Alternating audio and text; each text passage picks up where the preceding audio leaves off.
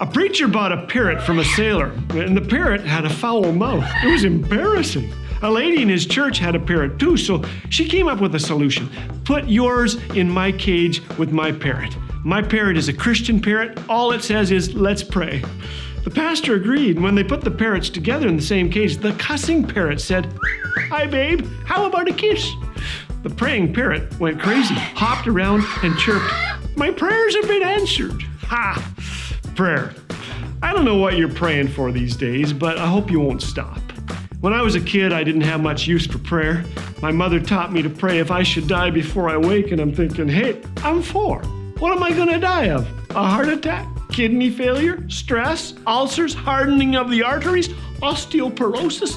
And then my older brother threatened to kill me, and my prayers took on new urgency. That's the way it is in life, isn't it? When your kids are small, you think things are out of control, and then suddenly they're out in cars in their teenage years with boys who not long ago were driving tricycles through mud puddles.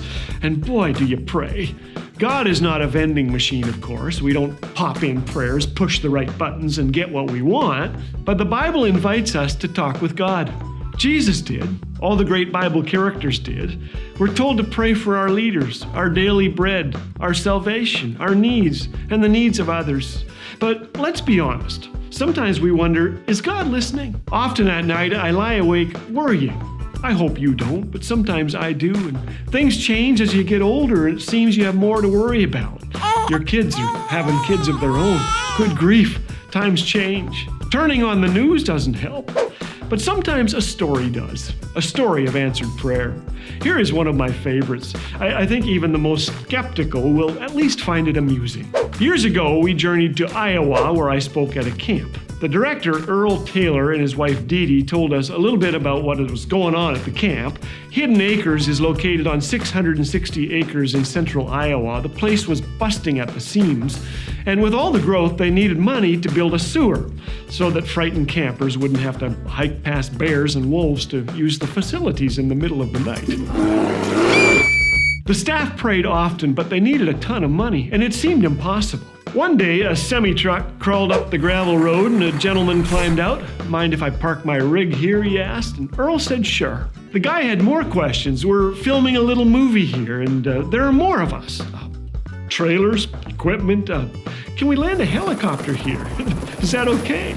Earl said, "Not a problem." The crew needed help with the movie as well. Could the camp staff scatter a little straw around and blow it around? "We'll pay you to clean things up." Earl said, "No problem." Next, a helicopter landed. A bearded man named Stephen and his personal chef climbed out. Stephen was producing a little film about a tornado.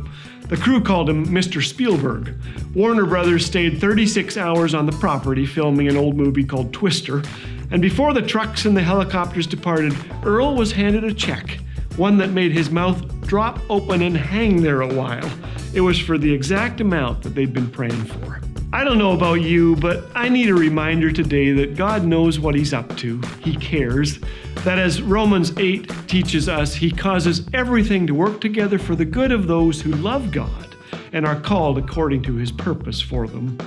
We can have the peace of knowing that our lives and our children are in His hands no matter who's driving the car. Earl agrees. Ask him if God answers prayer and he'll smile. He'll tell you a story. "When I got that check," Earl told me, "I knew what we'd build with it, and we'd do it in memory of Hollywood. They've built their share of sewers. Why not build one in their honor out here in Iowa?" Maybe you're wondering how long I've been in this white room. They won't let me out till you push that subscribe button. Please.